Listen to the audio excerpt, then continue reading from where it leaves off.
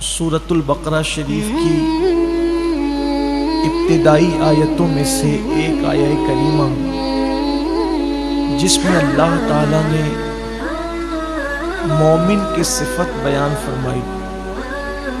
جو مومنین ہیں اور کامیاب مومنین، ان کی صفت میں سے دو صفات قرآن کہتا ہے وَيُقِيمُونَ الصَّلَاةَ وَمِمَّا رَزَقْنَاهُمْ يُنْفِقُونَ،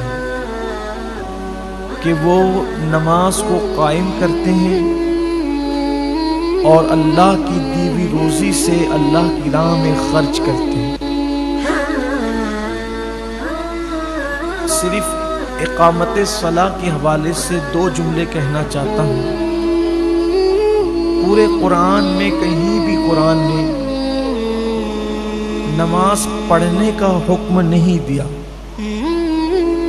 بلکہ نماز قائم کرنے کا حکم. اقامت صلاح، نماز قائم کرنا. اس کے ضمن میں مفسرین نے دو باتیں لکھی ہیں. نماز قائم کرنے کا مطلب یہ ہے کہ ایک وقت کی نماز بھی جان بوجھ کر نہ چھوٹے، پہلی بات. اور دوسری بات یہ ہے کہ جب تم نماز پڑھو تو اسلام نے جو ارکان بتائے ہیں اس کو ٹھیک ٹھیک ادا کرو.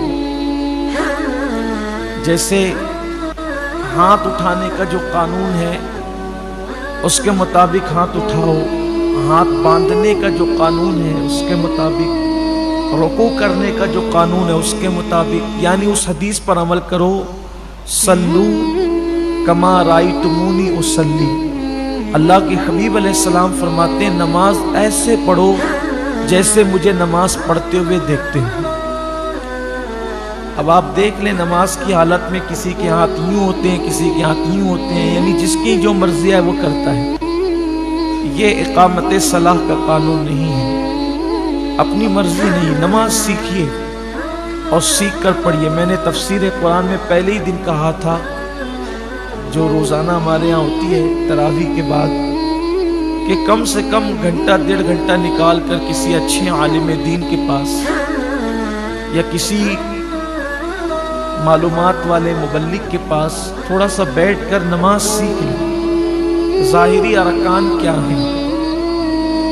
تو اقامت صلاۃ کا پہلا مطلب، پہلا قول اس پر جان بوجھ کر بھی ایک وقت کی نماز نہ چھوڑی جائے. نمبر دو، تمام ارکان کو صحیح ادا کیا جائے. اور نمبر تین، جب نماز پڑھو تو اس حالت میں پڑھو ان تعبد اللہ کأنک تراہ فإن لم تکن تراہ فإنہ یراک. ایسی عبادت کر جیسے گویا تو خدا کو دیکھ رہا ہے.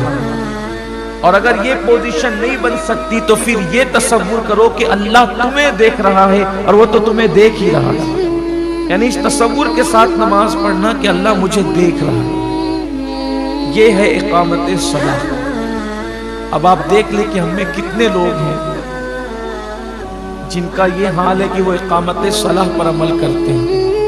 نماز پڑھنے سے کوئی کامیابی نہیں ملنا ہے جب تک کہ قرآن کی اس مراد پر عمل نہ کرو اقامت صلاح کے حوالے سے.